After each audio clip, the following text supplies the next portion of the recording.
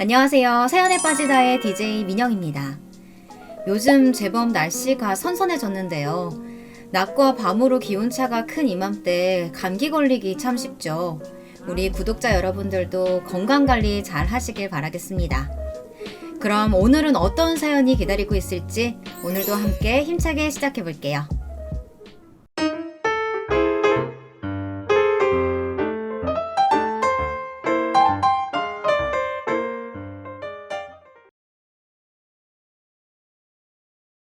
여러분 안녕하세요.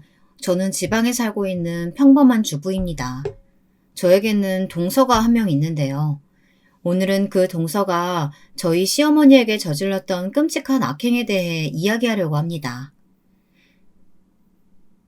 저와 남편은 아주 오랜 사이 친구였습니다. 어릴 때부터 같은 동네에서 나고 자라 초, 중, 고등학교까지 모두 같은 학교를 나왔습니다. 초등학교 1학년 첫 짝꿍이었던 남편이 인생의 마지막 짝꿍이 된 셈이죠. 남편과 저는 초중고등학교를 다니는 내내 같이 등교하고 같이 하교했습니다. 아주 어린 꼬마 때부터 매일매일 같이 놀았으니 자연스럽게 저희 부모님과 시부모님들도 아주 친하게 지냈습니다. 어느 정도였냐고 물으신다면요. 다 같이 휴가를 맞춰서 여름 휴가, 겨울 휴가를 갈 정도였죠. 두 가족은 기쁜 일을 함께한 만큼 슬픈 일도 함께했어요. 저희 엄마께서 교통사고로 돌아가시던 날도 울음에 지쳐 잠든 저를 안고 장례식 내내 저희 아버지와 함께 해주셨던 아주 고마운 분들이셨죠. 그러다 보니 자연스럽게 저에게 남편과 시부모님은 없어서는 안 될 중요한 사람들이었습니다. 심지어 남편과 저는 대학교도 같은 대학교에 붙어서 대학교도 같이 다녔어요. 물론 서로 진로 방향은 달라서 다른 학과에 들어갔지만 12년을 함께 등교했던 것처럼 대학교도 다르지 않았습니다. 그러던 어느 날 남편이 군대를 가겠다며 머리를 아주 짧게 밀고 왔던 그날 남편은 제게 자신의 마음을 고백했습니다. 군대를 가는 지금 고백하는 게 너한테 어떻게 느껴질지 모르겠지만 내가 너 많이 좋아해. 담백하게 말하는 남편의 고백이 오히려 그 어떤 요란스러운 고백보다 좋았던 저는 너 군대 가 있는 동안 열심히 고민하고 있을 테니까 무사히 제대하고 오라고 말했습니다. 사실 그때부터 저희 연애는 시작이었습니다. 남편은 군대에서 전화 기회가 생기면 시부모님이 아니라 저에게 전화를 했어요. 휴가를 나와도 친구들과 놀기보다는 저와 놀러 다니기 바빴습니다. 나중에는 시부모님이 제게 남편의 안부를 물을 정도였죠. 남편이 군대를 제대하고 복학할 무렵 저는 대학교를 졸업하고 바로 취업을 했습니다. 항상 함께하던 남편도 없이 먼저 사회에 뛰어들어 사회의 한 구성원이 된다는 건 정말 쉽지 않은 일이었습니다. 매일매일 쏟아지는 업무와 계속해서 마주해야 하는 낯선 사람들, 모든 것이 다르고 낯선 환경에서 유일하게 익숙했던 남편에게 저는 많이 의지했습니다. 지금 생각하면 남편도 막 복학을 하고 달라진 학교 생활을 하느라 많이 어렵고 지쳤을 텐데 그런 상황 속에서도 찡찡거리며 힘들다고만 하는 저를 챙겨주느라 정말 애썼죠. 사람은 적응의 동물이라고 점점 익숙해지는 회사 생활과 인간관계에 저는 안정을 찾아갔습니다. 그때쯤 남편도 졸업하고 바로 취업을 해 사회생활에 뛰어들었습니다. 각자 일하는 분야가 다른 만큼 가끔씩은 서로 이해하지 못할 일들이 생겼고 그로 인해 싸우기도 했지만 저와 남편은 그 다툼을 이겨내며 오랜 연애 끝에 결혼을 하게 되었습니다. 저희가 결혼한다는 소식에 제일 좋아하셨던 분은 시어머니였어요. 제가 아주 어렸을 때부터 일하느라 바쁘셨던 일찍 돌아가신 제 어머니를 대신해 저를 챙겨주셨던 저의 또 다른 어머니. 시어머니께서는 저와 남편이 결혼하고 싶다고 말씀드린 순간 그 누구보다 기뻐하시며 이렇게 말씀하셨습니다. 드디어 진짜 내 딸이 되는구나. 제가 아주 어릴 적부터 바쁘셨던 저희 엄마를 대신해 매일매일 예쁘게 머리도 빗겨주시고 따서 묶어주시던 시어머니는 항상 제게 이렇게 말씀하시고는 하셨습니다. 어쩜 이렇게 예쁜 공주가 다 있을까? 우리 지혜, 그냥 이모 딸 할래? 네, 저는 이모 딸도 하고 우리 엄마 딸도 할래요. 아이고, 예쁜 공주. 아이고, 이뻐라. 어릴 때는 항상 듣기 좋은 말만 해주시고 부드럽게 머리카락을 쓰다듬어 주시는 시어머니가 너무 좋아서 정말 엄마에게 하듯이 아양도 부리고 투정도 부리고 했거든요. 사실 어머님께서는 딸이 아주 간절하셨다고 해요. 남편이 태어나기 전 딸이 있었다고 들었습니다. 하지만 태어나서 100일도 넘기지 못하고 죽었는데 그 일 때문인지 딸을 계속 낳고 싶다고 하셨어요. 시간이 흘러 다시 뱃속 아기가 생겼지만 남자아이였고 그 남자아이가 남편이었죠.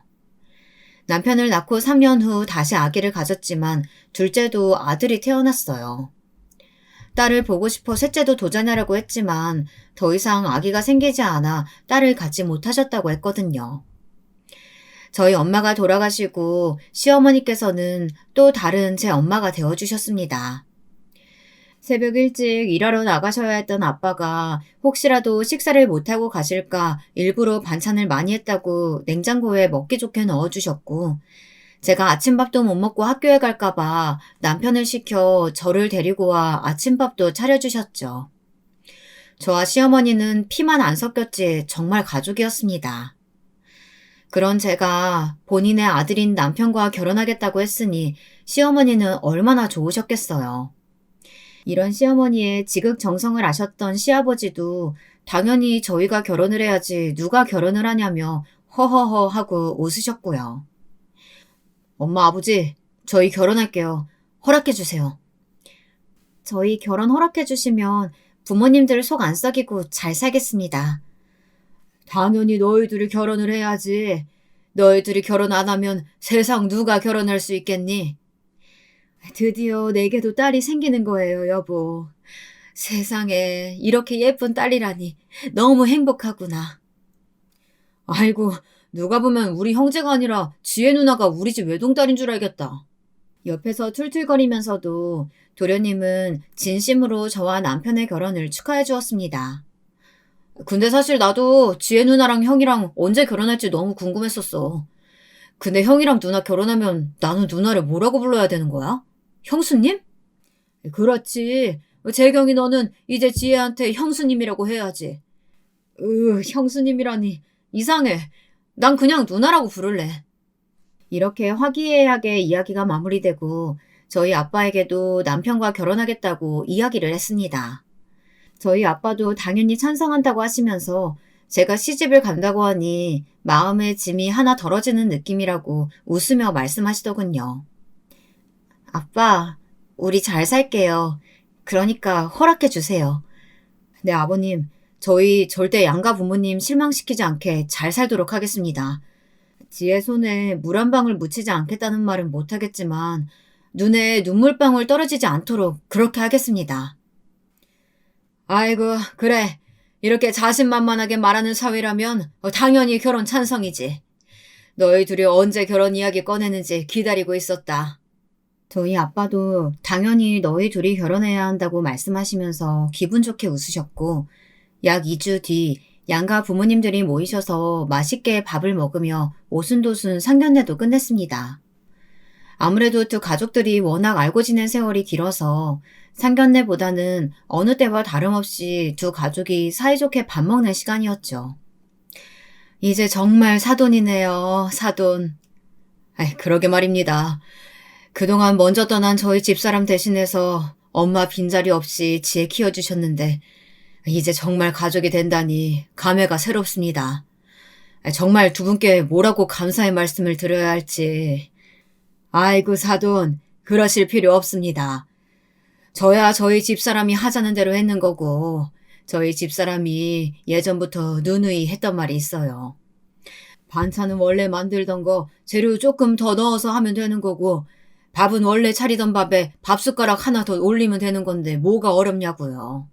안 그래요? 그래요, 사돈.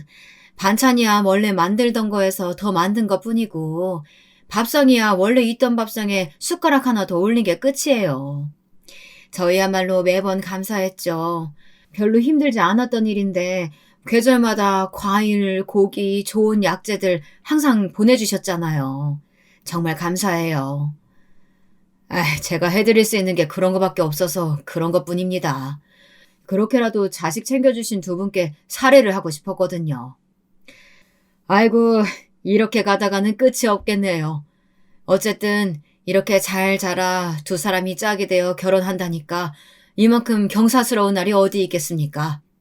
사돈, 오늘 차 가지고 오셨어요? 오늘은 저와 함께 기분 좋게 한 잔 어떠십니까? 안 그래도 제가 오늘 사돈하고 한잔 하려고 차도 두고 왔습니다. 한 잔 받으시죠. 이러시면서 두 분이서 사이좋게 주거니 받거니 하시며 술을 드셨습니다. 저와 남편은 맛있는 음식이 있으면 서로 앞에 놔주며 밥을 먹었고, 도련님은 짝 없는 사람은 슬프다면서 시어머님께 아양을 떨었죠. 엄마, 세상에 바로 옆에 혼자인 내가 있는데 커플 티내는 것 좀 봐봐. 나 너무 외로워. 으이구, 그러게 엄마가 뭐라 그랬니? 너도 얼른 너희 형처럼 좋은 아가씨 데려오라고 했지? 너희 형 봐라. 초등학교 때부터 그렇게 지혜지혜 거리면서 지혜 챙기더니 결국은 지혜랑 결혼하는 거. 너도 딱 지혜 같은 애만 데려와. 알겠어? 이러시면서 앙탈 부리는 도련님을 까칠하게 밀어내시면서도 젓가락으로는 도련님 앞접시에 맛있는 고기를 집어주셨죠. 물론 도련님뿐만 아니라 남편과 제 앞접시에도 고기를 덜어주시면서 얼른 더 먹으라고 웃으셨고, 저와 남편도 그런 시어머니 앞접시 위에 맛있는 고기 반찬을 한가득 올려드렸습니다. 저희 결혼식도 상견례와 크게 다르지 않았습니다. 비어있는 아빠의 옆자리가 마음이 아프긴 했지만 친하게 지내던 친구들과 모든 사람들이 너희가 결혼하지 않으면 누가 결혼하겠느냐며 축복을 해줬거든요. 그렇게 저희는 행복하게 결혼을 했습니다. 결혼하고 3년은 아주 행복했습니다.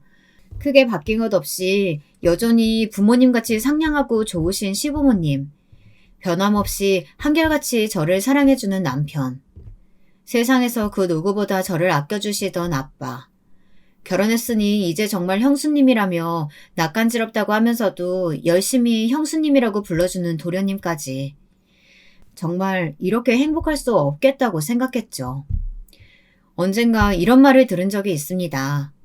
불행은 가장 행복할 때 갑작스럽게 찾아오는 거라고요. 그날도 다른 주말과 전혀 다르지 않은 날이었습니다. 친정에서 점심을 먹고 저녁을 먹으러 시댁으로 간 날이었죠. 맛있게 저녁밥을 먹고 시부모님 과일 깎아드리겠다고 설치며 시아버지에게 방금 깎은 사과가 꽂힌 포크를 드리는데 툭 하고 포크가 떨어지더니 갑자기 시아버지께서 쓰러지셨습니다. 사인은 뇌출혈이었습니다. 순식간에 진행된 뇌출혈은 곧이어 시아버지를 식물인간으로 만들었습니다. 시아버지가 쓰러지고 저는 일도 그만두고 시어머니와 함께 교대로 시아버지를 정성껏 간호했지만 결국 시아버지는 저와 시어머니의 간호에도 일어나지 못하시고 돌아가셨습니다. 시아버지를 떠나보내시고 시어머니는 많이 무기력해지셨습니다. 워낙 금슬이 좋으신 분들이셨기 때문에 더 그러셨겠죠. 저희 부부와 도련님이 돌아가면서 시어머니를 보살폈지만 시어머니의 상태는 좋아지지 않았습니다. 저와 남편은 아무리 같이 밥을 먹고 TV를 봐도 결국에는 혼자 남겨진다는 게 시어머니를 우울하게 만든다고 생각했습니다. 저희 부부는 특단의 조치로 시어머니를 모시고 살기로 했습니다. 아무래도 안 될 것 같아. 우리 어머님 모시고 살자. 정말?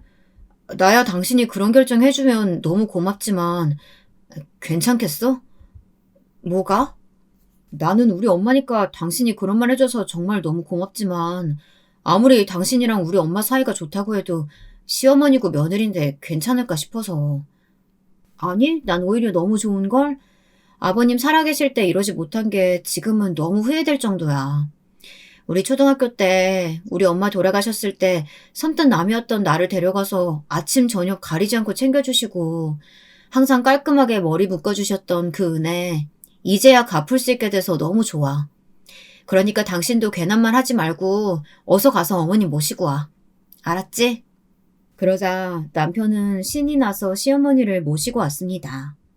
처음에는 완강하게 저희 집으로 가지 않겠다고 하시는 시어머니를 강제로 모시고 저희 집에서 살다가 이제 됐다며 다시 시댁으로 돌아가시는 시어머니를 설득시키는 걸 여러 번 한 결과 저희 부부는 살고 있던 집을 전세로 돌려 세입자를 들여놓고 무대뽀로 시어머니 집으로 들어가 눌러앉았습니다. 아이, 됐다니까. 이제 너희 집으로 가렴. 언제까지 이 엄마 귀찮게 할 거니? 너희 정말 이럴 거니? 말은 그렇게 하시지만 저희 부부와 같이 살수록 얼굴에 생기가 도는 시어머니를 보며 저희 부부는 다행이라고 생각하며 절대 시어머니에게 떨어질 생각이 없다는 걸 어필했습니다. 아, 몰라. 나는 내 마누라 말만 잘 듣고 있는 것 뿐이야. 저는 저 어릴 때 어머님께서 차려주셨던 밥 갚고 있는 거예요. 그 밥 다 갚기 전까지는 이 집 나갈 생각도 없고요. 저희 이제 집도 전세 내놓고 세입자도 구해서 갈 곳도 없어요. 어머니께서 저희 쫓아내시면 저희 당장 길거리에 주저앉아 있어야 돼요. 이렇게 반은 협박, 반은 애원을 하며 꿋꿋하게 시어머니 옆에 붙어 있었죠.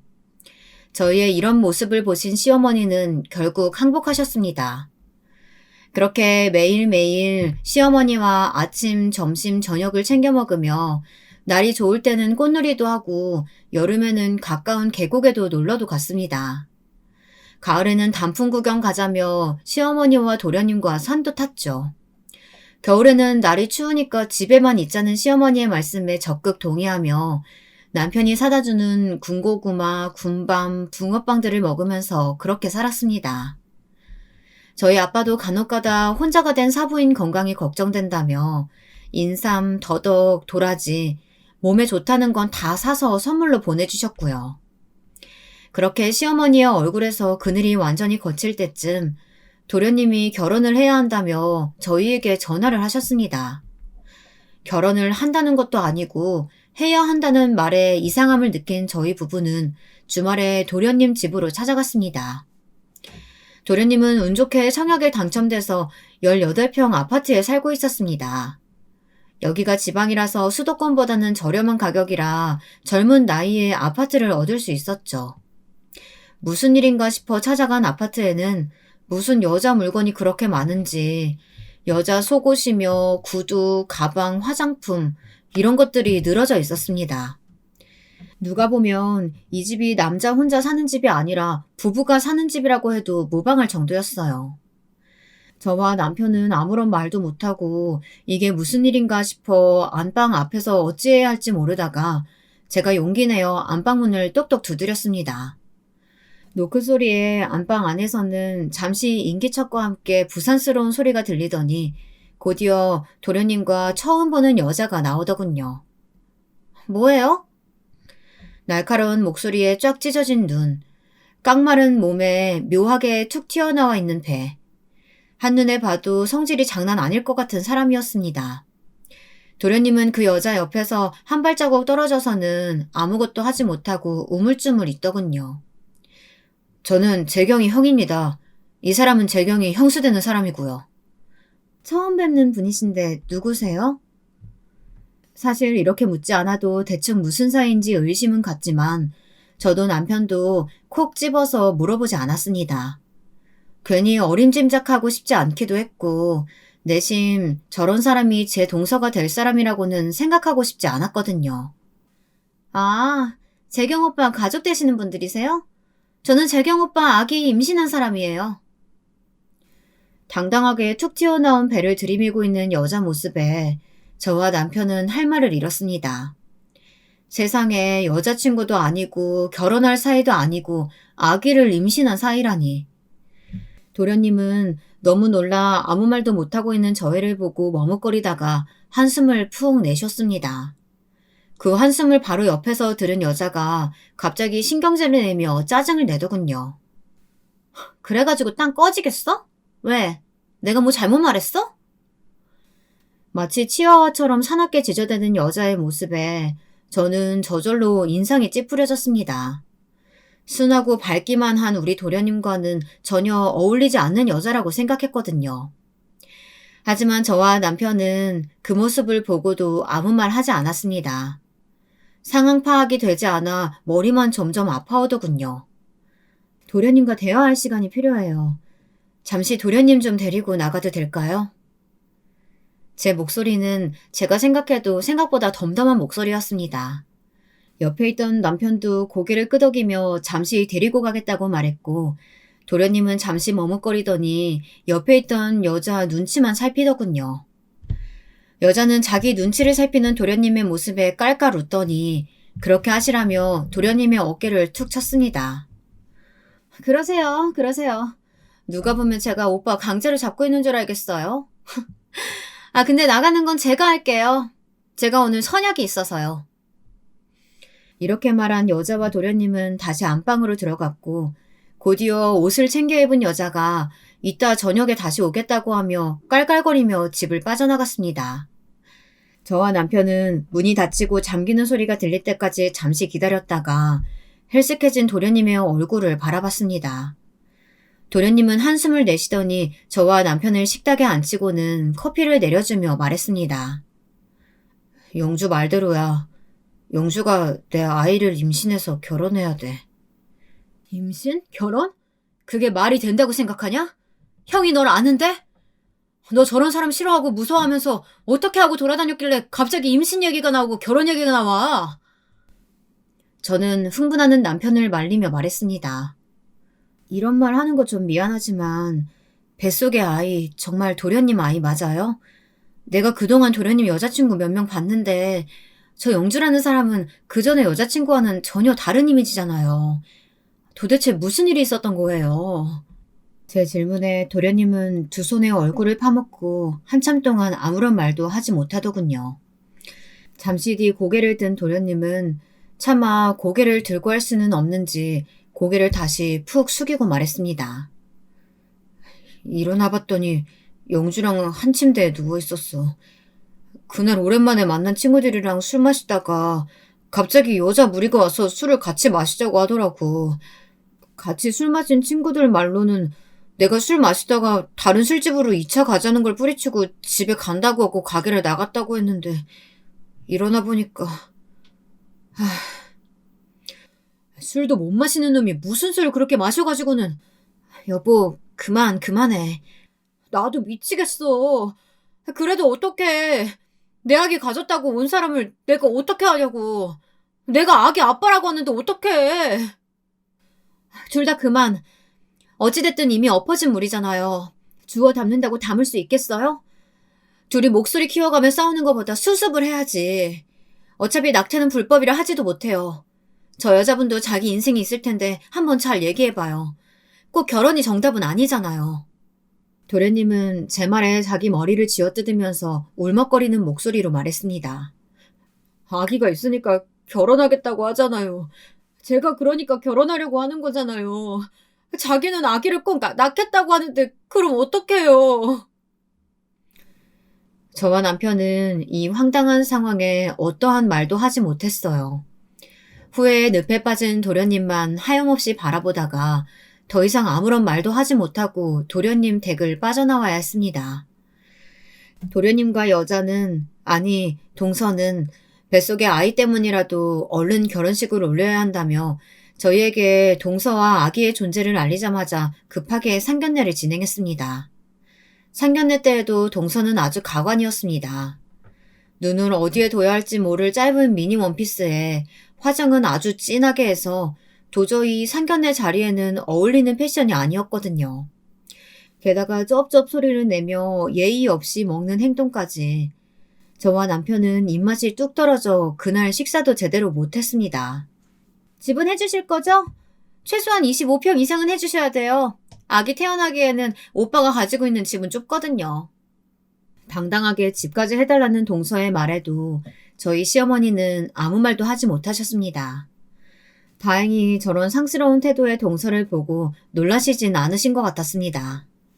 사실 저희가 도련님을 만나고 온 날, 그날 바로 시어머니가 놀라시지 않게 미리 이런저런 이야기를 해드렸거든요. 오랜만에 만난 친구들이랑 술을 마셨다고 해요. 술도 못 마시는 놈이 적당히 마셨어야 했는데 일어나 보니까 한 침대에 같이 누워 있었다고 하더라고요. 그게 좀 된 이야기라고 하더라고요. 임신했다고 재경이는 결혼하겠다고 하더라고요. 너희는 언제 알았니? 저희도 오늘 알았어요. 갑자기 도련님이 결혼을 해야겠다고 하길래 저희도 이상해서 오늘 도련님 찾아갔거든요. 이미 둘이 같이 살고 있더라고요. 아무래도 자기 아기 갖고 있는 사람이니까 도련님이 같이 살자고 했던 것 같아요. 뱃속에 있는 아기가 무슨 잘못이 있겠어. 잘못은 술 먹고 멍청이처럼 일 저지른 재경이가 잘못이지. 그 여자 성격이 보통 아닌 것 같던데 재경이가 그걸 감당할 수 있을지 그게 걱정되네. 안 그래도 그동안 도련님이 만나왔던 여자분들이랑 워낙 느낌이 다른 사람이라 저도 그게 걱정이에요, 어머님. 도련님도 상대방이 자기 아이 가졌다고 하니까 결혼은 해야 된다고 생각하시는 것 같고요. 저는 다른 방법이 있다고 생각해보라고 했는데 아무래도 도련님은 마음을 굳힌 것 같아요. 그러니까 어머님도 만약 도련님이 소개시켜주겠다고 오면 마음 단단히 먹고 계셔야 될 것 같아서 이렇게 말씀드려요. 절대 어머님 혼자 만나지 마시고요. 저 아니면 이 사람이랑 둘이 만나세요. 아셨죠? 저는 괜히 불안한 마음에 어머니께 절대 동서와 단둘이 만나지 말라고 부탁드렸습니다. 어머님께서도 알겠다고 하셨고요. 불행인지 다행인지 도련님께서는 어머님이 동서를 따로 만나게 하는 것보다는 예의는 아니지만 차라리 상견례 장소에서 다 같이 만나는 게 좋을 것 같다고 생각한 것 같았습니다. 집은 당연히 저희 딸 명의로 해주실 거죠? 우리 딸 임신시켰으면 당연한 거 아시죠?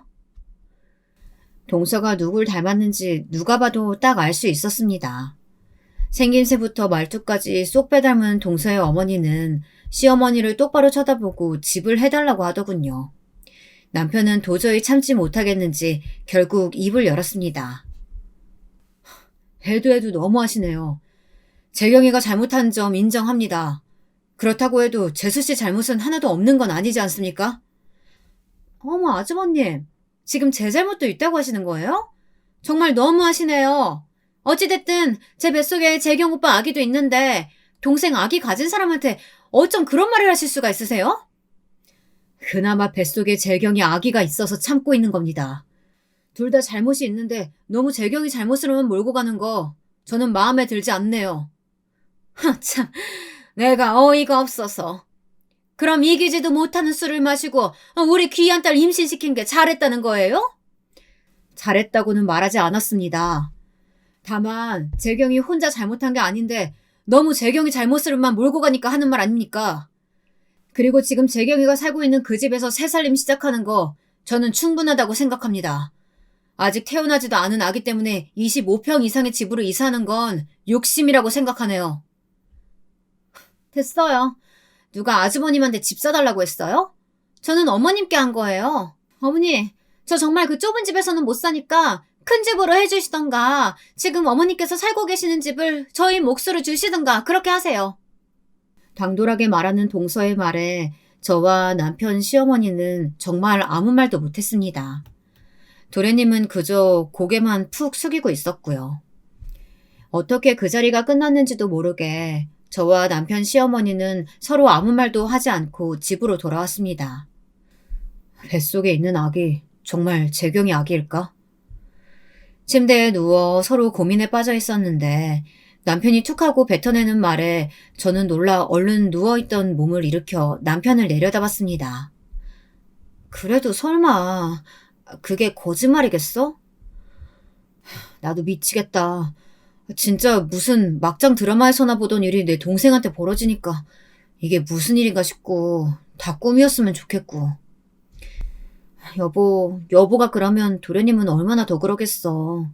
그러니까 그만해. 나도 도련님이랑 동서랑 결혼하는 거 반대지만 그래도 어떻게 하겠어. 방법이 없잖아. 재경이 자식 결혼한다고 하면 주려고 모아놨던 돈 있었는데 도저히 그 돈 못 주겠어. 상견례 자리에서 대놓고 그렇게 욕심 부리는 걸 봤는데 이걸 주면 그 욕심에 욕심을 더해주는 것 같아서 주기 싫어. 그래도 어떻게 하겠어. 하나뿐인 동생이니 좋든 싫든 우리가 해줄 수 있는 건 해줘야지. 물론 나도 그렇게 대놓고 욕심 가득 부리는 사람 처음이고 그런 사람 너무 싫지만 어쨌든 엎질러진 물이니까 이렇게라도 담을 수 있도록 해봐야지. 하... 결국 남편은 도련님만 따로 집으로 불렀습니다. 도련님이 오시자마자 시어머니는 도련님의 등짝을 수차례 때리시고는 한숨을 내쉬면서 소파에 털썩 앉으셨습니다. 저는 그런 시어머니에게 차가운 물을 한 잔 드리고는 그 옆에 앉아 도련님과 이야기를 시작했습니다. 큰 건 아니에요. 남편이랑 저랑 도련님 결혼하실 때 주고 싶어서 그동안 모은 돈이에요. 이렇게 갑작스럽게 결혼이 결정될지는 몰랐지만요. 그래, 형수 말대로 너 결혼할 때 주려고 우리 부부가 모은 거니까 너 알아서 써. 너도 많은 고민은 했겠지만 만약 재수씨 뱃속에 아기가 없었으면 나는 이 결혼 반대했을 거야. 책임질 일을 했으니까 책임져야지. 어떡하겠냐. 그래도 마냥 죄인처럼 잊지 말라고 주는 거니까 그만하고 어떻게든 살아갈 준비를 해야지. 안 그러냐? 형. 정말 고마워.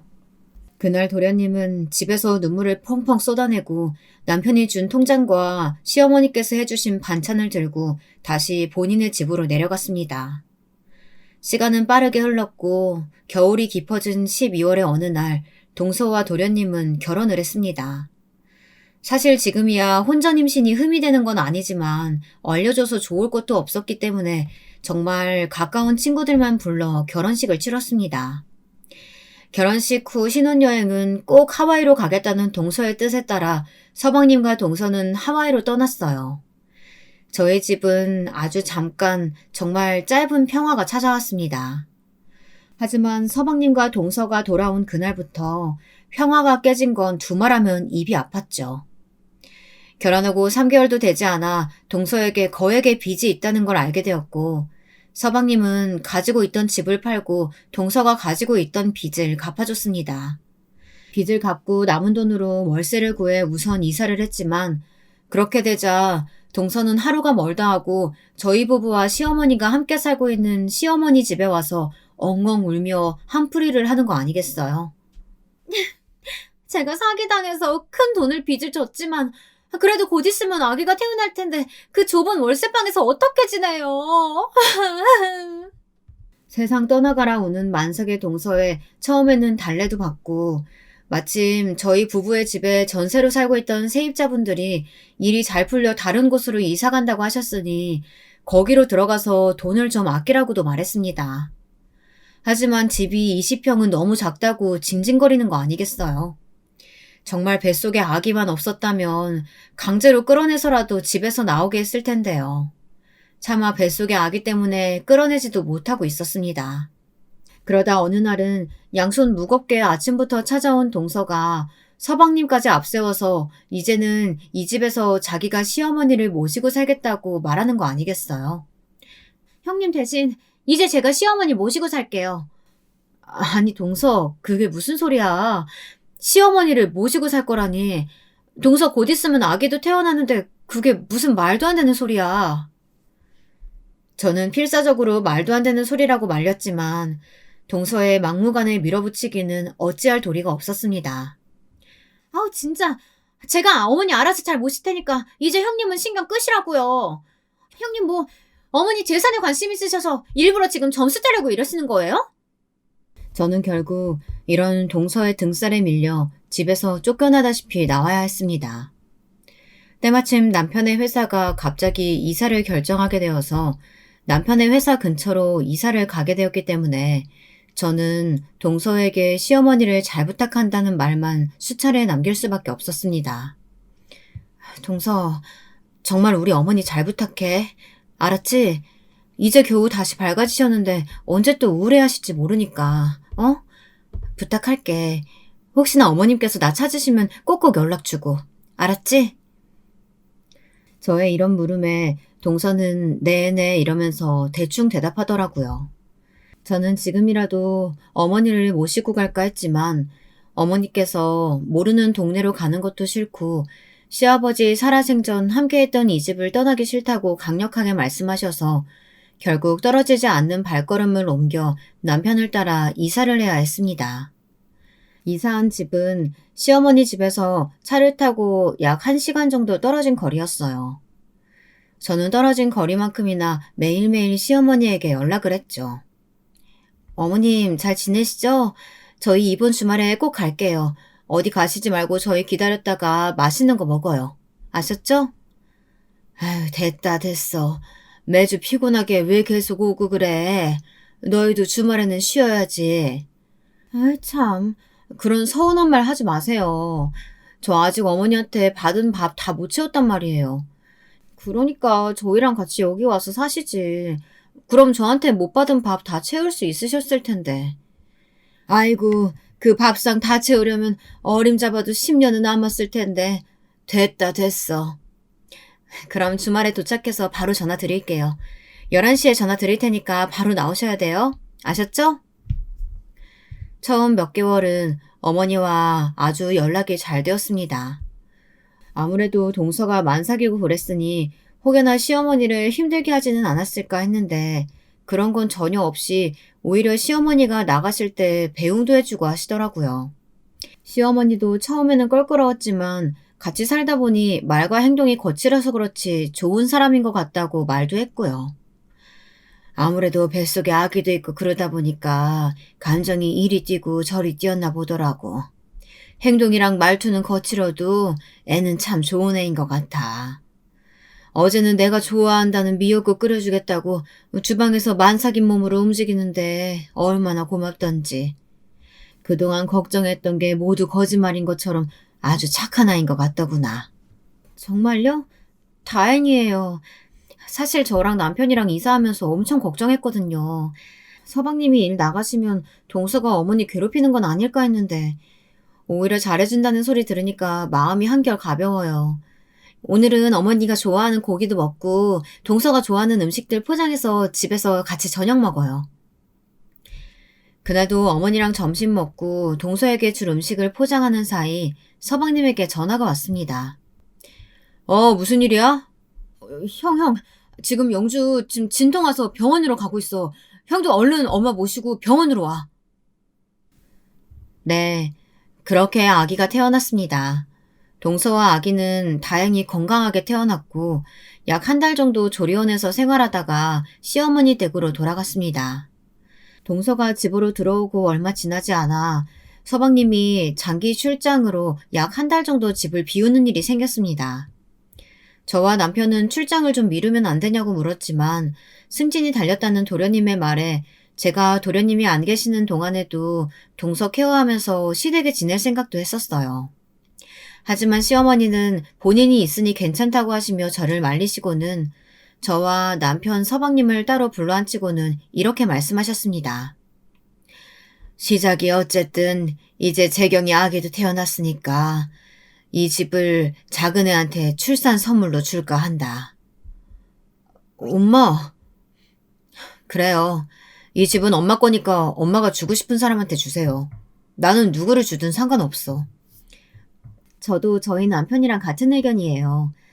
저는 이미 어머님께 충분한 사랑과 마음 받았으니까 이 집을 누가 가지든지 상관없어요.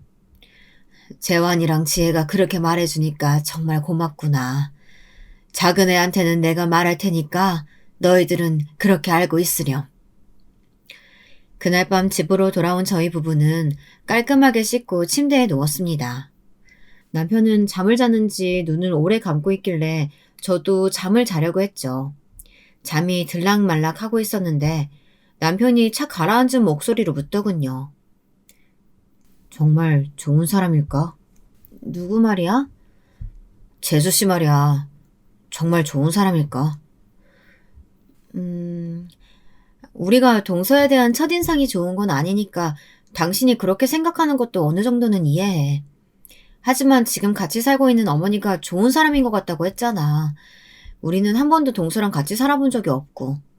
동서 첫인상이 좋지 않았으니까 계속 의심하는 거지만 어머니는 다를 수 있지. 왜? 재수씨가 상견례 자리 때부터 엄마 집을 탐냈잖아. 나는 왜 그게 아직도 마음에 걸릴까? 에이, 설마 그 집 때문에 어머니한테 잘했다고? 몸도 무거운 사람이?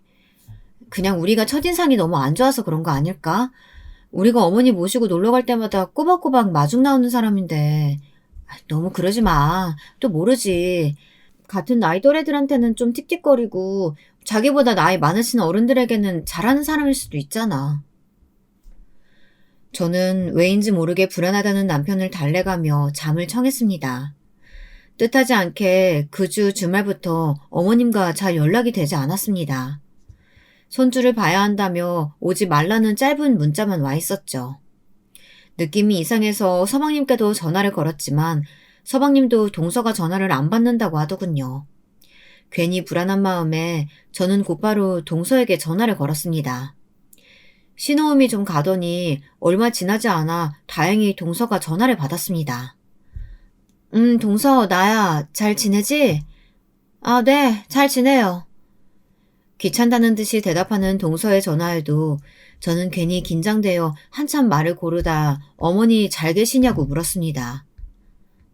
동서, 우리 이번 주에 한번 갈 생각인데 혹시 뭐 필요한 거 있어? 아기 선물해줘야 하는데 말이야. 선물이라는 말에 아까와는 전혀 다른 음색에 저는 곧바로 대답했습니다.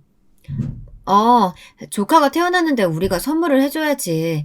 원하는 거 있으면 말만 해. 우리가 선물 사서 들고 갈게. 에이, 원래 아기 있는 집에 오는 거 아니라고 했어요. 그냥 선물만 보내세요. 가지고 싶은 건 문자로 보낼게요. 이러면서 끊으려고 하길래 저는 얼른 다음 대답을 뱉어냈습니다. 그래, 동서가 문자 주면 내가 사서 보낼게. 그리고 어머님 한 번만 바꿔줄래?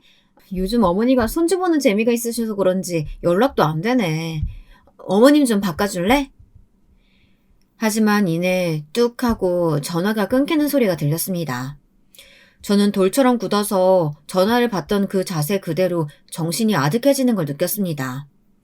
어찌 보면 할 말만 하고 끊는 동서의 성격이 잘 보여지는 전화 예절이었지만 다르게 생각하면 저와 시어머니가 전화를 못하게 막는 거일 수도 있다는 생각이 들었거든요. 저는 불안한 마음에 일하고 있을 남편에게 전화를 걸어 지금 당장 시어머니 댁으로 갈 거라고 말했습니다. 남편은 자기가 반차를 쓸 테니 같이 가자고 했지만 저는 그런 남편의 말을 무시하고 집을 나섰습니다. 지금 내가 반차 쓸게. 당신 혼자 어떻게 간다 그래. 아니, 당신 올 때까지 못 기다려. 우리 어머니 잘 계시는지 내가 봐야 할 것 같아. 그러니까 나랑 같이 가자.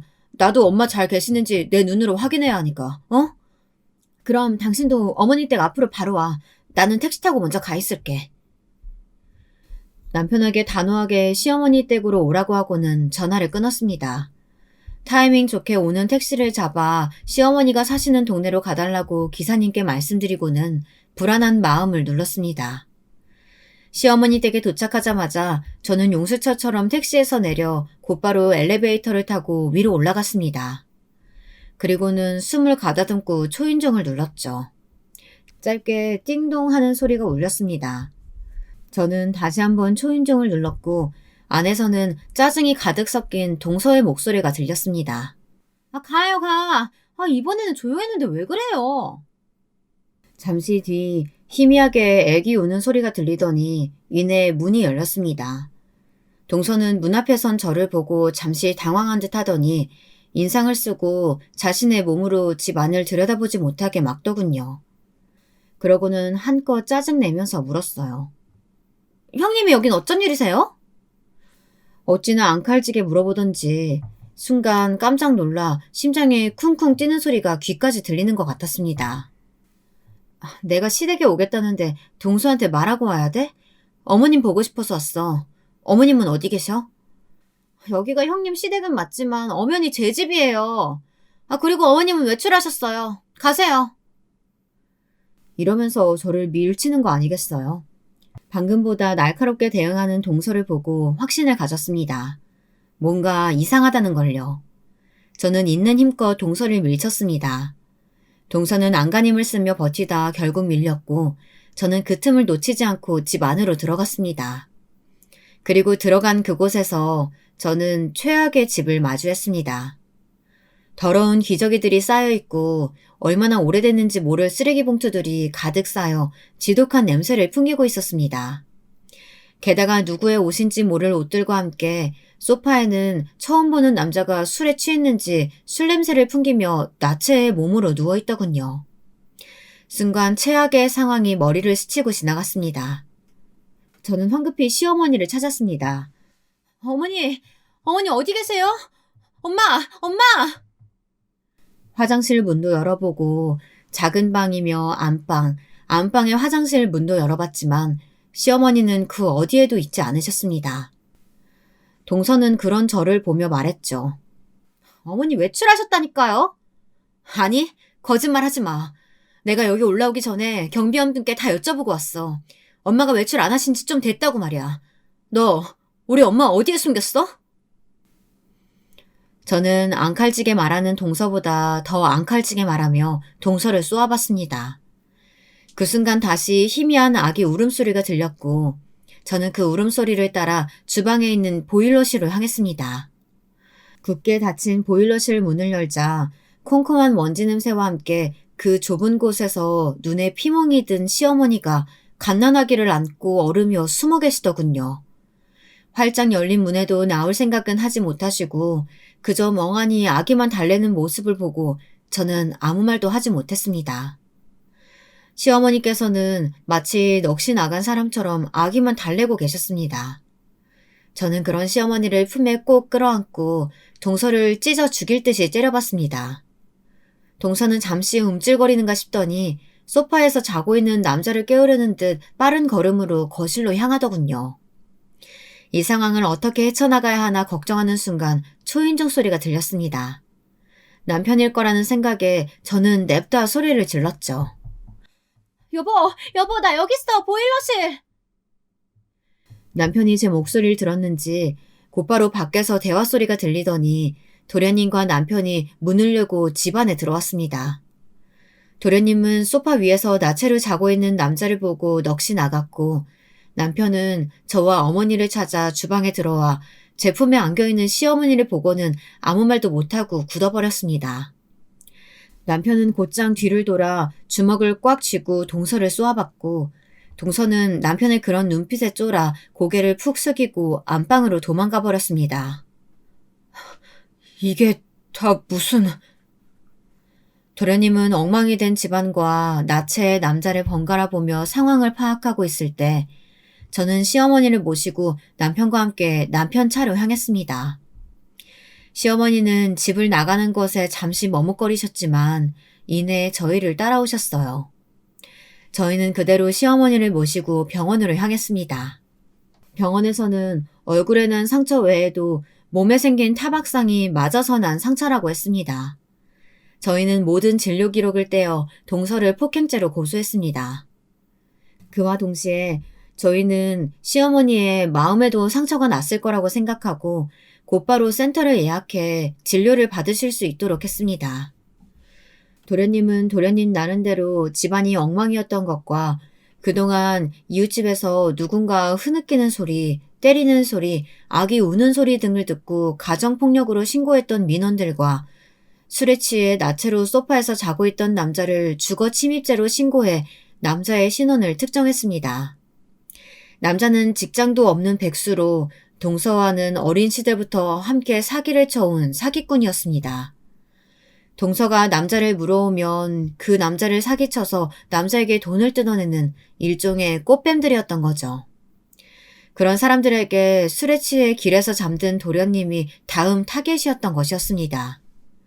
이 사람들은 도련님이 좋은 회사에 다니고 있다는 것을 알고는 결혼 후 이혼을 해서 위자료와 양육비를 왕창 뜯어낼 생각이었다는 게 경찰 조사에서 밝혀졌습니다.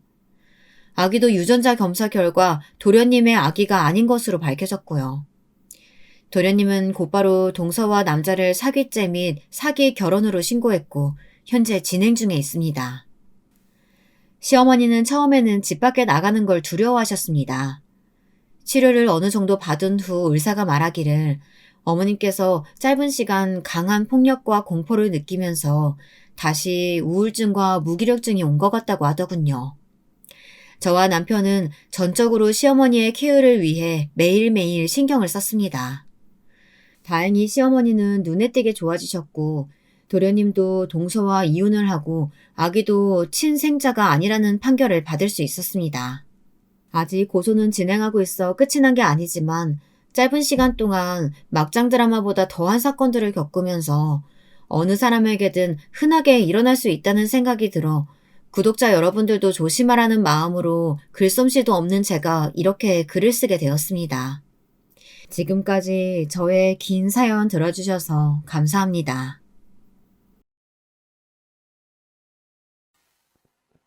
안녕하세요. 저는 인천에 사는 이소은이라고 합니다. 평소 사연 채널을 많이 듣고 있는 가정주부입니다. 평소에 설거지하고 청소기 돌리면서 이 사연 채널을 듣고 있는데요. 덕분에 적적하던 삶에 큰 위로와 많은 에너지를 얻고 있어요. 그래서 오늘은 제 이야기도 해볼까 해요. 부디 딸과 같이 여겨주시어 이야기를 끝까지 들어주신다면 감사하겠습니다. 저는 우울증을 꽤나 오래 알아왔어요. 요즘은 우울증이라고 하면 사람들은 흔하고도 감기 같은 질병이라고 많이들 인식하는 것 같아요. 그만큼 인생에서 한 번쯤 다들 우울증을 걸리기도 하고 힘든 시기가 있잖아요. 그런 시기에 찾아오는 병이라고 하죠. 저도 그랬어요. 가장 힘든 시기 우울증으로 무려 10년을 고생했네요. 제가 우울증을 알았던 건 아마도 어린 시절에서 비롯되었을 것 같아요. 저는 그다지 화목하지 못한 집안 환경에서 자랐어요. 아버지는 매일같이 술을 마시고 들어오시고 어머니는 자식에게 무관심하고 그런 부모님 밑에서 자라다 보니 늘 투명인간이 된 것 같은 기분을 느끼곤 했어요. 그러던 어느 날 집안의 사정이 어려워지면서 저는 보육원에 맡겨지게 되었어요. 그날이 생생히 기억이 나는데요. 그날 엄마는 저를 세워두고 이렇게 말씀하셨어요. 소은아, 이거 사탕 먹고 있어. 엄마랑 아빠 금방 올 거야. 알겠어, 엄마. 얼른 와야 해? 저는 보육원 선생님의 손에 끌려가기 전까지 꼬박 어머니와 아버지를 기다렸던 것 같아요. 허나 부모님이 오지 않을 거란 걸 확인사살한 후에야 저는 울음을 터뜨렸고 매일같이 엄마와 아빠를 부르짖었던 것 같아요. 보육원 생활은 버겁고 힘들었어요. 또래 아이들과 가깝게 지내지도 못했고 사랑이 가장 중요하던 때 그걸 채워줄 수 있는 어른도 없었어요. 보육원 원장님은 좋으신 분이었지만 저희 보육원은 챙겨야 할 아이들이 너무 많았고 저는 그중 한 명일 뿐이었어요. 그래서 저는 부모님께 받지 못한 관심과 사랑을 다른 곳에서 채우려고 했어요. 특히 학교 선생님과 같은 주변 어른들에게서 말이에요. 다른 사람의 비위를 맞춰준다고 하죠. 저는 늘 제 생각이나 마음보다는 다른 사람이 어떻게 생각하는지, 뭘 좋아하는지가 우선이었어요. 저보다는 다른 사람의 마음과 요구를 충족시키기 위해 노력하곤 했어요. 그러다 보니 병이 찾아온 것 같아요. 보육원에서 독립하여 직장 생활을 하기 시작하던 때부터 혼자 있으면 그렇게 기분이 공허하고 우울할 수가 없었어요. 그래서인지 이 기분을 잊기 위해 술을 마셨고 아침에 일어나면 술 기운을 없애기 위해 이름 모를 약을 한 알은 먹고 출근을 하곤 했어요. 사실 당시 주변 사람들은 아무도 제게 우울증이 있는지 몰랐어요. 회사 사람들 사이에서 그저 저는 잘 웃고 다른 사람의 비위를 잘 맞추는 사람일 뿐이었죠. 그때 만난 남편은 저에게 한 줄기 햇빛 같은 사람이었어요. 소은 씨, 기분이 안 좋아 보이는데 괜찮아요? 아무도 몰라주었던 제 마음을 먼저 알아봐주고 말 걸어주는 사람. 그게 저희 남편이었어요. 남편은 제게 마음의 안부를 물어봐 주었고, 저는 남편의 한마디로 그날의 기분이 좌지우지되곤 했어요. 나중에 알고 보니 남편은 제가 먹는 정신과 약봉지를 우연히 회사 책상 위에서 발견했다고 하더라고요. 그리고 당시 남편도 제게 마음이 있었던지라 조금 제 표정이 안 좋아 보이면 그렇게 먼저 안부를 물어봐 주었다고 하더라고요. 저는 그런 남편의 호의가 좋았고, 좋아하는 감정을 넘어 어느새 짝사랑이란 감정으로까지 이어지게 되었네요. 저기요, 오늘 끝나고 같이 맥주 한 잔 안 하실래요? 맥주요? 좋죠. 그럼 제가 아는 곳으로 갈까요? 그렇게 남편에게 빠져든 지 6개월 되던 차, 저는 어렵게 데이트를 제안했고 남편은 알 수 없는 표정으로 저의 데이트 제안을 받아들였어요. 그리고 그날 저희는 바로 사귀게 되었답니다. 저는 남편이 제 마음을 모를 거라 생각했지만 남편은 이미 알고 있었더라고요. 그래서 데이트 신청도 받아들인 거고요. 남편과 본격적으로 교제를 하기 시작하고 난 이후부턴 제 마음속에 무언가 싹 트는 게 느껴졌어요. 마음에 없던 안정감이 생기면서 여유가 생겼고 사랑받고 있다는 확신이 드니 어떤 일을 해도 자신감이 있었어요. 예전처럼 다른 사람의 요구만 무작정 맞추지 않아도 되었죠. 거기다 남편에게도 저와 비슷한 마음의 상처가 있었는데 남편이 해준 말에 따르면 시어머니가 지금으로부터 20년 전 시아버지와 이혼을 하셨다는데요. 남편이 10살 무렵 떠나신 시어머니께선 이혼을 한다 해도 언제든 남편을 보러 오겠다고 약속하셔놓곤 한 번도 얼굴을 비춘 적이 없다 해요. 남편은 그 때문에 상처를 많이 받았고 언젠가부턴 자기에게 엄마는 없다고 생각하고 살았다 하고요. 내가 소은이 너처럼 보육원 생활을 한 건 아니지만 그래도 어느 정도는 이해할 수 있을 것 같아. 또 남편과는 소소하게 잘 맞는 부분도 있었어요. 예를 들어 저희 둘 다 꿈이 나중에 돈을 많이 모으게 되면 큰 카페를 열고 싶어 했는데 그러다 보니 얘기할 거리도 아주 많고 같이 카페 탐험을 하는 등 즐길 거리도 많았어요. 이런 사람을 또 만날 수 있을까 하는 생각이 저절로 들었죠. 그러던 어느 날 남편과 함께 간 여행에서 프로포즈를 받게 되었고 그렇게 시작된 결혼 생활은 참 행복했어요. 남편과 함께하는 저녁, 따뜻한 침대, 그 모든 것이 포근하고 안락했어요. 어린 시절부터 가정이라는 울타리가 없었던 제게 남편과 있는 삶은 그 자체로 축복이었어요. 이제야 진짜 내 삶을 갖게 된 느낌이었달까요? 저에게 다시 오지 않을 것 같은 행복함이 매일매일 이어졌어요. 하지만 어느 날 남편에게 걸려온 연락 한 통으로 모든 게 바뀌게 되었어요. 아, 알겠습니다. 곧 갈게요, 아버지. 여보, 무슨 일인데 그래? 아버님께서 무슨 말씀하셔? 그게 자기야. 어머니가 집에 왔대. 뭐라고? 어머니께서? 네, 어느 날 시아버지로부터 전화가 걸려왔는데요. 시어머니가 나타났다고 하더라고요. 그간 어디에 있었는지조차 몰랐던 시어머니의 방문에 저희 부부는 놀랄 수밖에 없었어요. 물론 남편은 어렸을 적 호련히 떠난 시어머니에 대한 원망이 깊었던지라 첫 만남이 그리 밝고 유쾌하지만은 않았어요. 정재야, 엄마야, 갑자기 와 놀랐지? 네가 너무 보고 싶었단다. 미안하다. 네 결혼식도 가지 못하고 내가 가고 싶었는데 차마 염치가 없어서 말이다. 시어머니는 펑펑 우시며 아들 앞에 나타나고 싶었지만 이혼 후에는 10여 년 동안 빚을 갚느라 바빴고 그 후엔 아들이 자기를 보고 싶어 하지 않을 것 같아 아들 앞에 얼굴을 볼 수가 없었다고 하셨어요. 부끄럽지만 그냥 미친 듯이 돈만 벌면서 살았어. 당신과 우리 아들이 너무 보고 싶었지만 빚을 갚아야 하니까. 그러다 최근엔 암인 걸 진단받고 투병을 하게 됐어. 근데 죽을 병에 걸리다 살아나니까 우리 아들이 당신이 너무 보고 싶더라. 너무 미안하고. 시어머니는 암이었다며 진단서까지 내밀었고 다들 그 진단서를 보다 침묵했어요.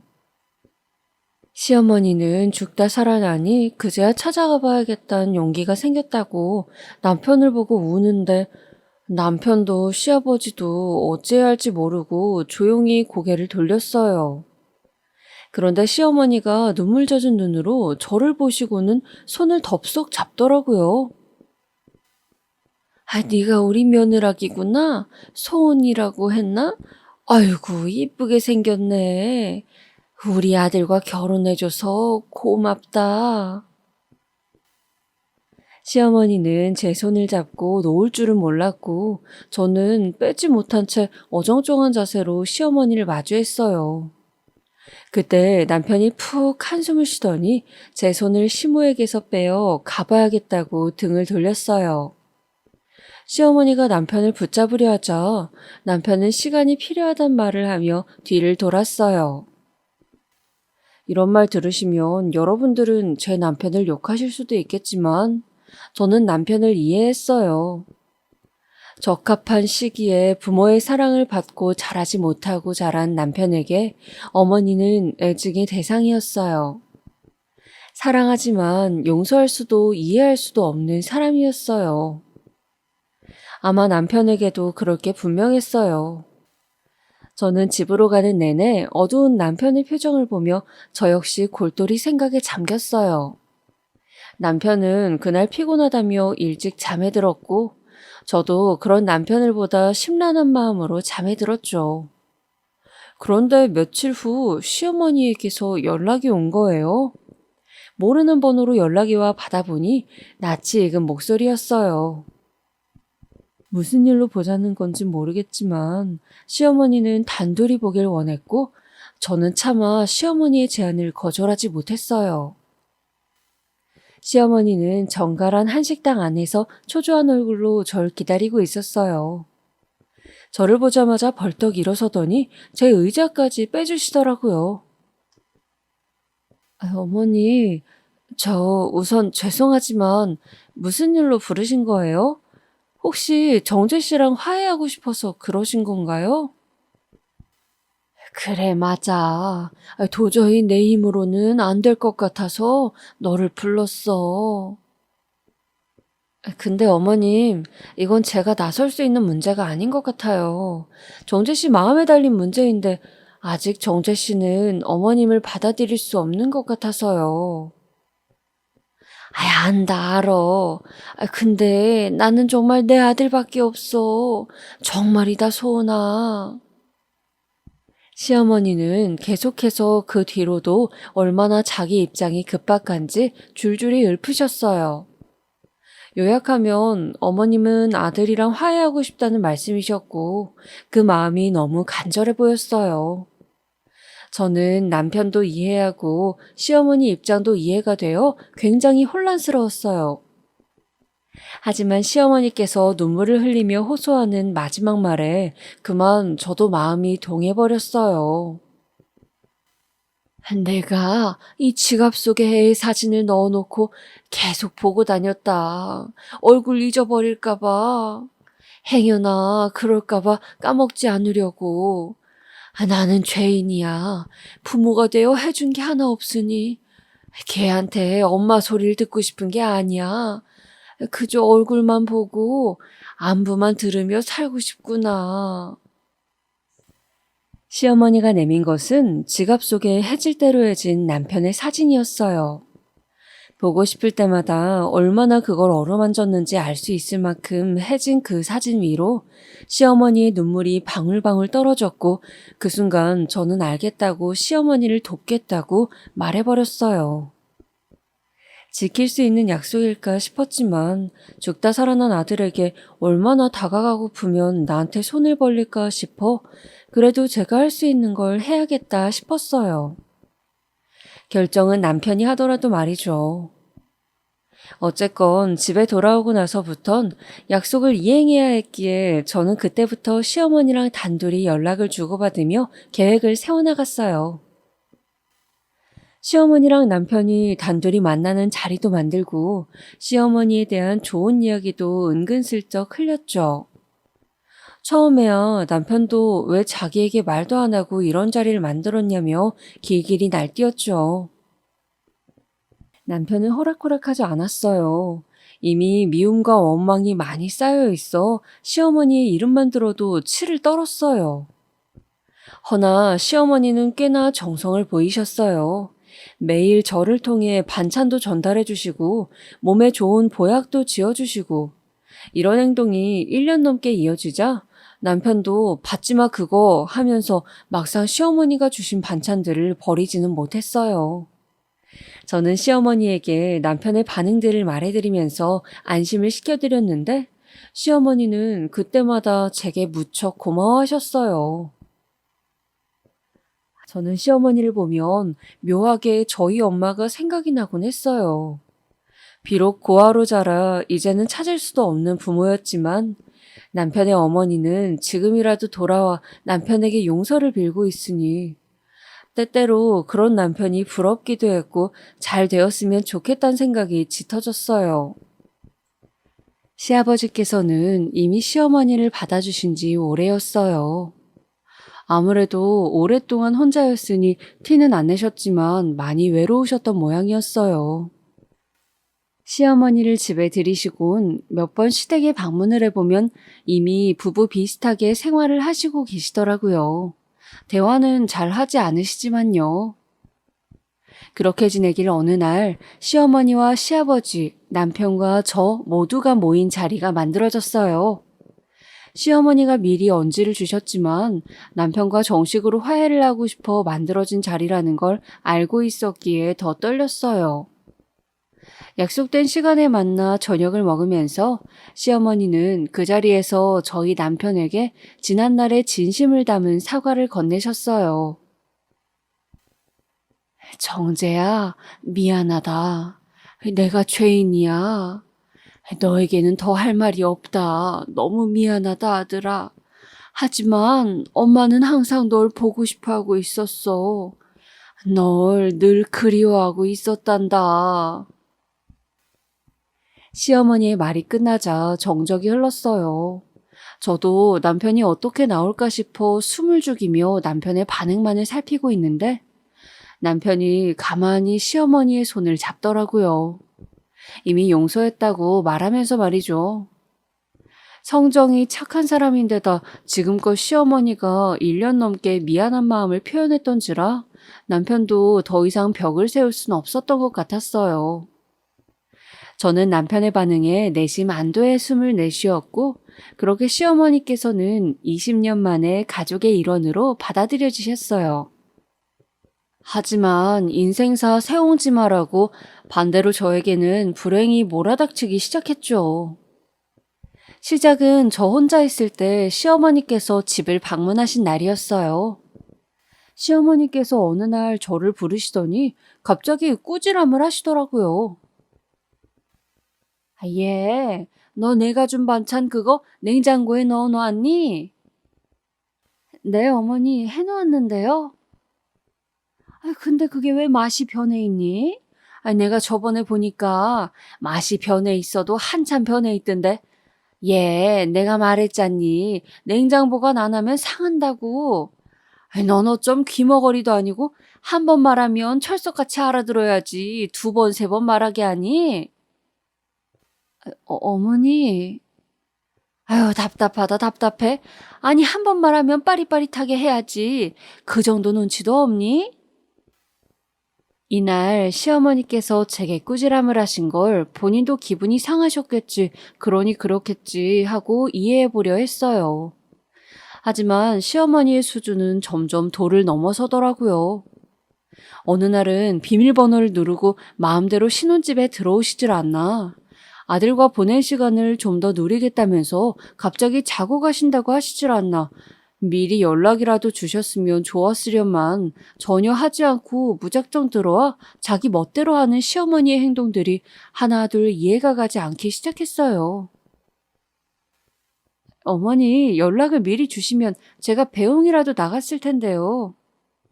너는 근데 내가 오는 게 달갑지 않으냐? 네? 그럴 리가요. 근데 표정이 왜 그래? 하나뿐인 며느리라고 있는 게 배고프다. 밥 줘라. 아, 식사는 어떻게 하실래요?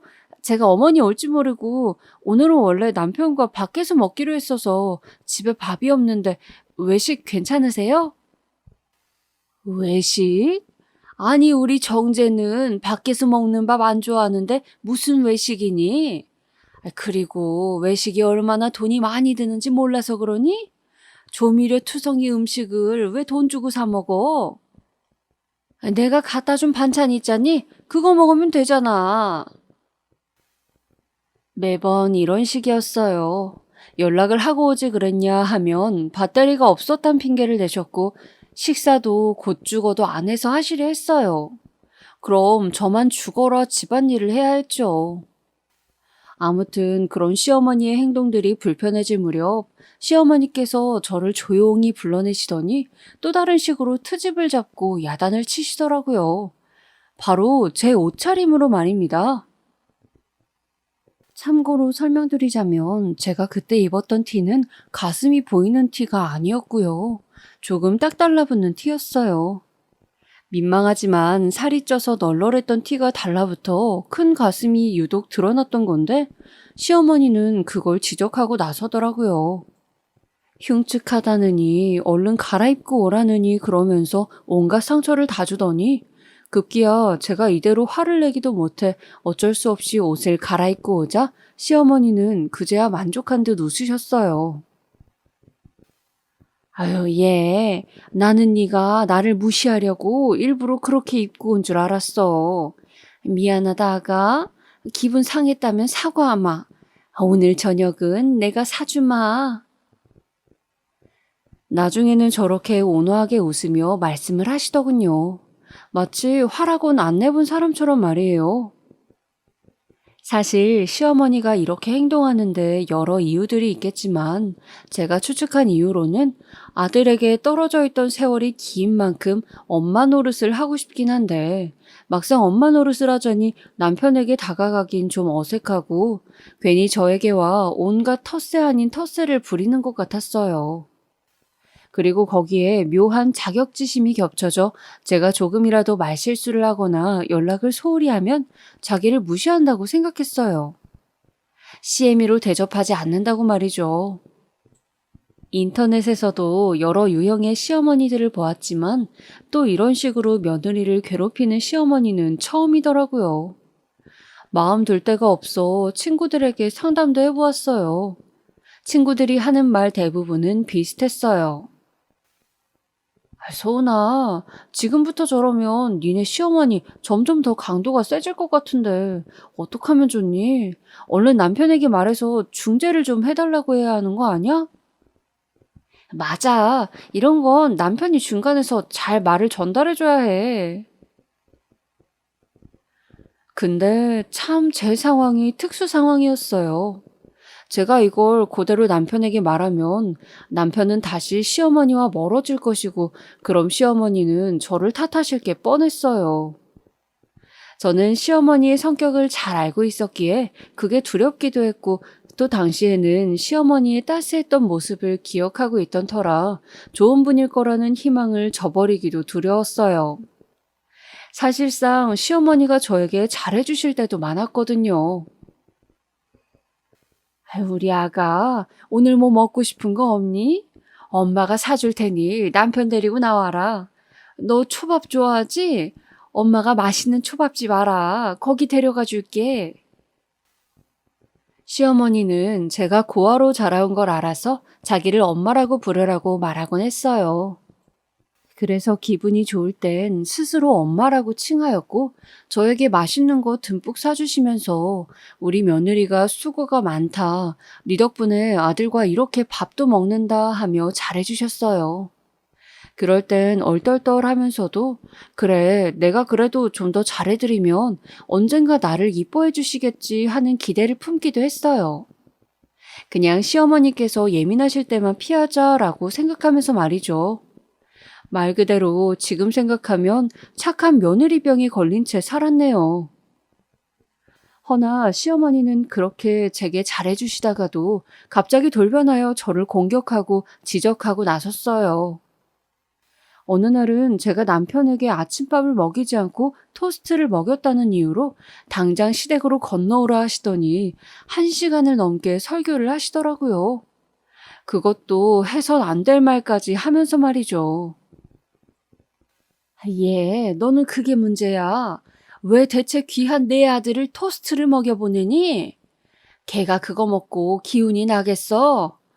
아니, 토스트 냄새 묻히고 오면 사람들이 뭐라고 생각하겠어? 집에서 밥도 못 얻어 먹고 다니는구나 생각할 거 아니야. 얘, 너 지금 내 얘기 듣는 거니? 어딜 쳐다보는 거야? 여길 봐야지. 너 나 무시하니? 아유, 어머니, 그게 아니고요. 저희 둘 다 바쁠 땐 시리얼을 먹기도 하고 토스트를 먹기도 해요. 일이 바쁘다 보니 그게 저도 어쩔 수가 없어요. 저도 정재 씨처럼 일하는 사람이잖아요. 꼴에 그 월급 받으면서 일한다고 생색내기는? 예, 그 월급이면 일 안 하고 집에서 그냥 살림하고 조신하게 내 아들 챙기면서 사는 게 낫다. 그게 여자의 삶이야. 어머니, 저도 제일 좋아해요. 나름 열정도 있고요. 그러니까 남편 모시는 걸 소홀히 하면서까지 네 일 하는 건 잘못된다 말하는 거 아니니? 너 아주 이상한 구석이 있다. 부모 없이 자랐으면 눈치도 빠르고 해야 하는 거 아니니? 지금 너 내 기분이 어떤지 짐작이 안 가니? 이럴 땐 시어머니한테 무조건 잘못했다, 죄송하다 해야 하는 거야. 가끔 시어머니는 제가 보육원 출신이라는 걸 들먹여 이런 식으로 욕을 하기도 했어요. 다른 건 몰라도 보육원 출신이라는 제 과거를 들먹이는 잔소리는 가끔 너무도 상처로 남는지라 그때는 저도 어머니, 그런 말은 너무 듣기 불편해요. 저도 사람인데 감정에 치는 말은 조심해 주셨으면 좋겠어요. 하고 맞섰습니다. 어머닌 제 말을 듣더니 이게 아주 오냐오냐 했더니 너 또 날 무시하냐? 내가 니네 집 다시 오나 봐라? 하고는 쪼르르 나가버리셨어요. 그래도 며칠째 제가 연락도 없고 전화도 드리지 않자 눈치는 보이셨는지 저에게 전화를 걸어선 그래, 그때는 내가 좀 심했던 것 같다. 미안하다. 하며 사과를 대충 하시더라고요. 시어머니에게 하고 싶은 말이야 너무도 많았지만 일단 사과는 받았으니 저도 알겠어요, 어머님. 이제 아무리 화가 나셔도 그런 심한 말씀은 하지 마세요. 하고 넘어가곤 했어요. 근데 그러던 어느 날부터 좀 이상한 일이 생겼는데요. 시어머니께서 제게 돈을 빌려달라고 하시더라고요. 이 시기는 유독 시어머니께서 그간 했던 잔소리도 하지 않으시고 입안의 혀처럼 저에게 잘 해주셨던 때였어요. 갑자기 시어머니께서 일을 하고 있던 제게 전화를 거셔서 돈을 빌려달라 하신 게 그 시작점이었어요. 소은아, 지금 엄마한테 5만 원만 입금해 줄 수 있니? 아니, 장 보러 왔는데 그만 지갑을 두고 왔지 뭐야. 아이, 내 정신 좀 봐. 그래요? 알겠어요, 어머님. 금방 보내드릴게요. 처음에는 아주 작은 액수였어요.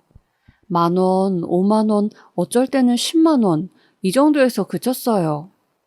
지갑을 두고 오셨다길래 급하게 입금해드린 거였죠. 근데 문제는 돈을 요구하는 횟수가 점점 잦아지고 액수도 커진다는 거였어요.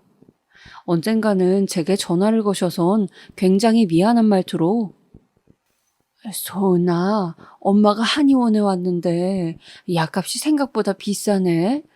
3개월 한꺼번에 지으면 할인을 더 해준다고 해서 100만 원만 입금해 줄 수 없겠니? 하는 거였어요. 사실상 100만 원이란 액수가 작은 액수도 아니고 그걸 왜 굳이 저에게 빌려야 하는 건지, 왜 시아버지의 돈으로 해결하려 하지 않는 건지 의문이 생기더라고요. 그래서 시어머니께 여쭤봤더니 아휴, 그게 말이다. 내가 사실 요 며칠 전에 엎어져서 허리를 다쳤거든. 근데 내가 한의원 다닌다고 하면 괜히 이 양반 걱정할까 봐 그런다. 솔직히 말하면 집에 들어온 지도 얼마 안 되다 보니 돈 쓰는 것도 눈치 보이고.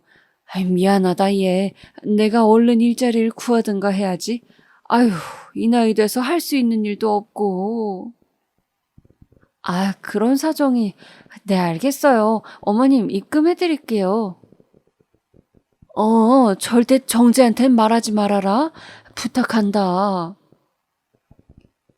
시어머니가 눈물까지 글썽이며 그렇게 말씀을 하시니 얼마나 눈치가 보였으면 한의원도 제대로 못 가실까 싶어 넉넉하게 돈을 빌려드렸어요. 그리고 제가 돈을 빌려드리고 난 후 시어머니는 뛸 듯이 기뻐하며 너무 고맙다고 저밖에 없다는 그런 말씀을 하셨습니다. 하지만 이유는 모르지만 그런 시어머니를 보면서 어딘가 마음 한구석이 찝찝하더라고요. 그러다 저와 남편이 새로운 인생의 길로 들어서게 되면서 곧 시어머니의 일도 있게 되었어요. 사실상 너무 기분 좋은 일이었었는데요.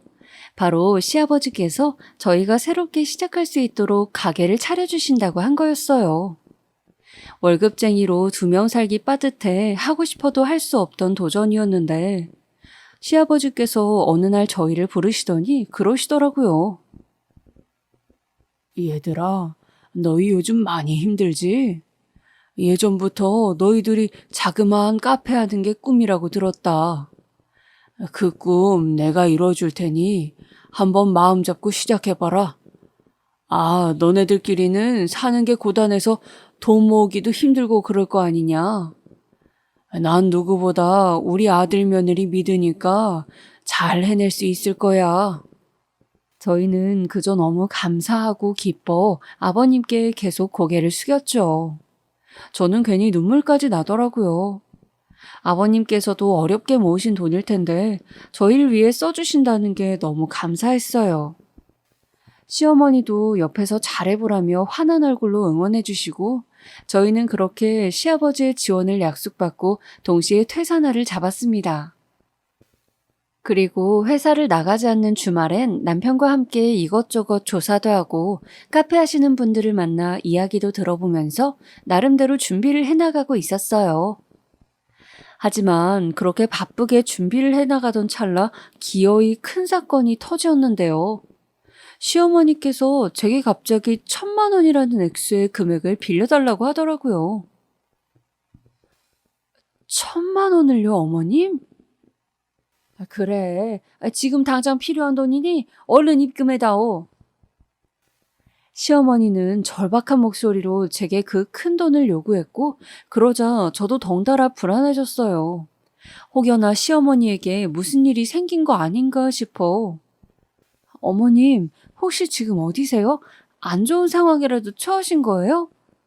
하고 물었어요. 아니라니까 그런 거? 그냥 달라면 좀 주렴. 내가 어떻게든 갚으마. 시어머니는 전화기에 대고 소리까지 지르셨고 무턱대고 1,000만 원을 입금해달라 하는데 너무 당황스러웠어요. 그래서 일단은 만나 돈을 건네주겠다고 한 뒤 시어머니가 있는 곳으로 가게 되었는데요. 시어머니의 장소가 이상했어요. 시어머니께서 글쎄 강원도에 계시더라고요. 친구들이랑 여행을 간 건가? 대체 왜 거길 가신 거지? 의구심을 떨치지 못한 채 저는 시어머니 있는 곳으로 향했고 그곳에서 시어머니를 만날 수 있었어요. 시어머니는 친구들도 없이 어떤 허름한 모텔에서 혼자 숙박을 하고 있었는데 절 보자마자 돈부터 가져왔냐고 묻더라고요. 어머니, 그 전에 여기 왜 혼자 와 계신 거예요? 아버님께서는 아시는 거예요? 예, 네 시아버지가 내가 어디 있는지도 모를까봐? 다 안다. 친구들이랑 여행 왔는데 나만 여기 더 남아서 며칠 더 묵기로 한 거야. 그나저나 돈 가져왔지? 얼른 줘라. 현금으로 준비했니? 심지어 시어머니의 말은 어딘가 묘하게 앞뒤가 맞지 않았어요. 시어머니는 친구들이랑 분명 강원도에 왔다 했는데 여기 오기 전 남편에게 물으니 자기에게는 강원도가 아닌 부산에 간다고 했고 혼자 떠난다고 했거든요. 저는 시어머니가 분명 무언가 숨기고 있음을 직감했고 시어머니에게 몇 가지를 더 캐물었어요.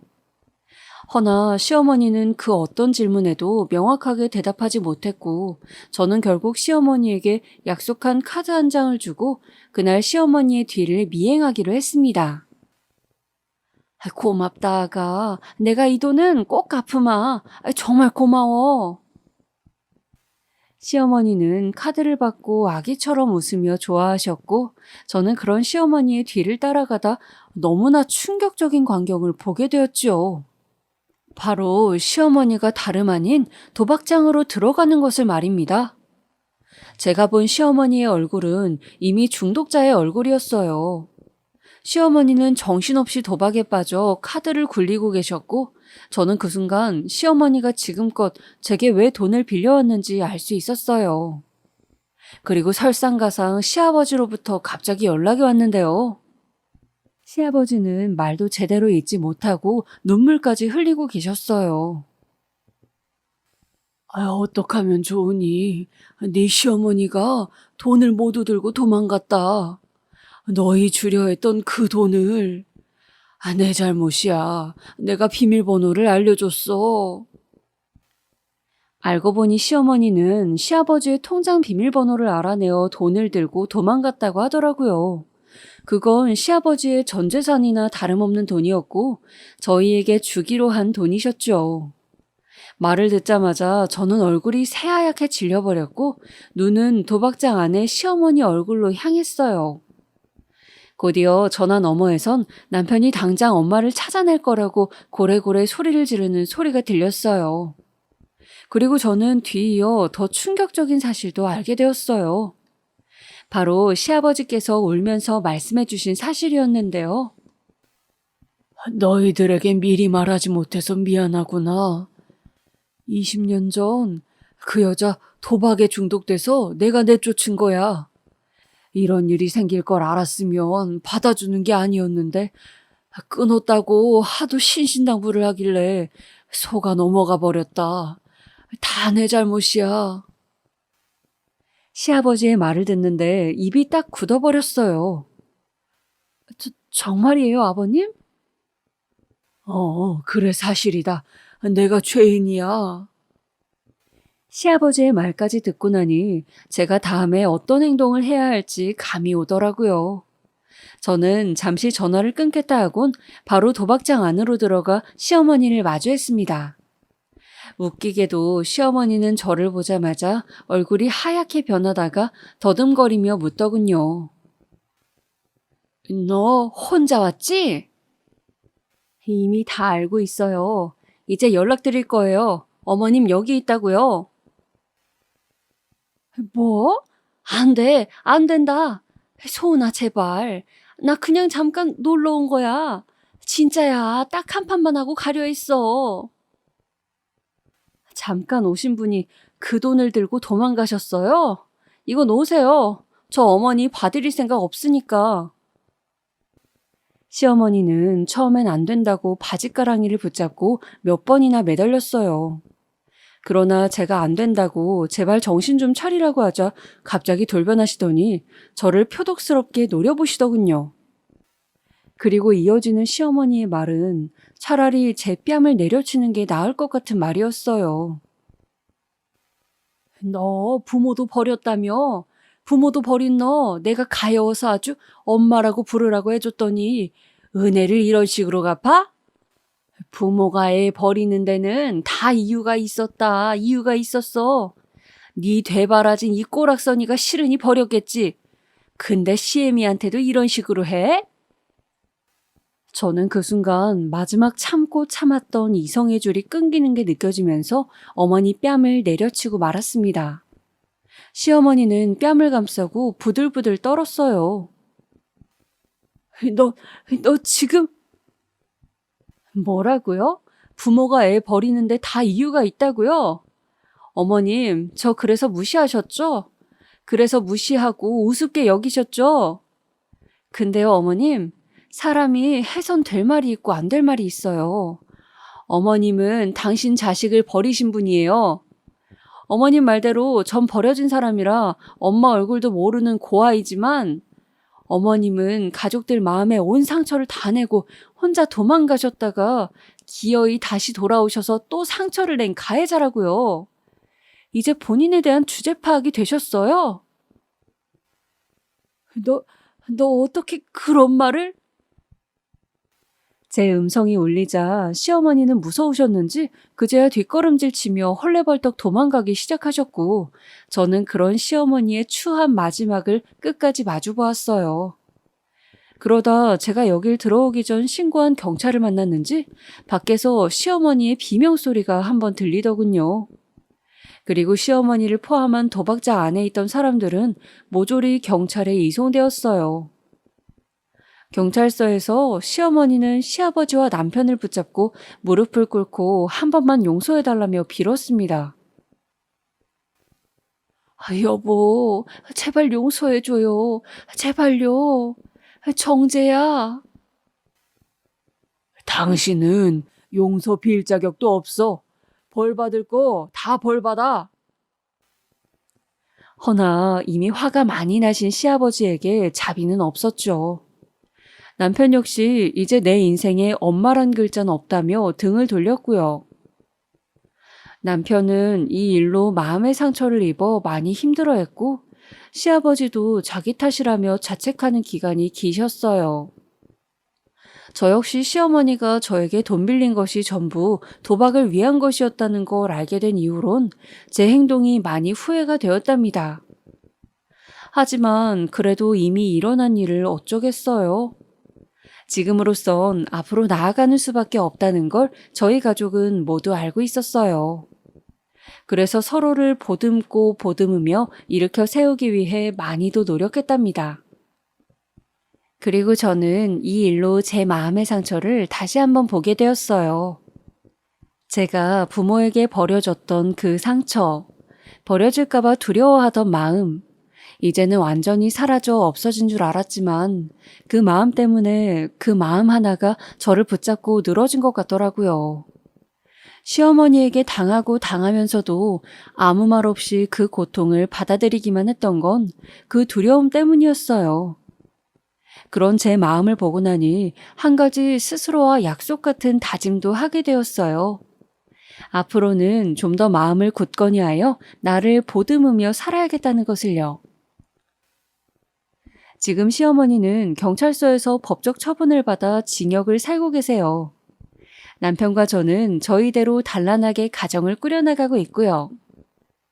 이제는 저희만의 생활에 완전히 정착해 시어머니의 일은 잊고 잘 살아가고 있답니다. 또 저희가 꿈꾸던 가게는 아직 열지 못했지만 그건 또 차차 이루어 나가면 되니 잠시 돌아가는 거라고 생각하고 있답니다. 그리고 최근에 저희 사이에 아이도 생겼어요. 임신 초기라 조심하고 있는데 아이가 태어나면 어떨까, 저는 어떤 엄마가 될까 한편으론 기대가 많이 돼요. 제가 좋은 엄마가 될 수 있을까요? 부디 그럴 수 있었으면 좋겠네요. 지금까지 제 길고 무거운 이야기 들어주셔서 감사하고요. 여러분들의 삶이 행복하고 무탈하시기만을 진심으로 기원하겠습니다. 감사합니다.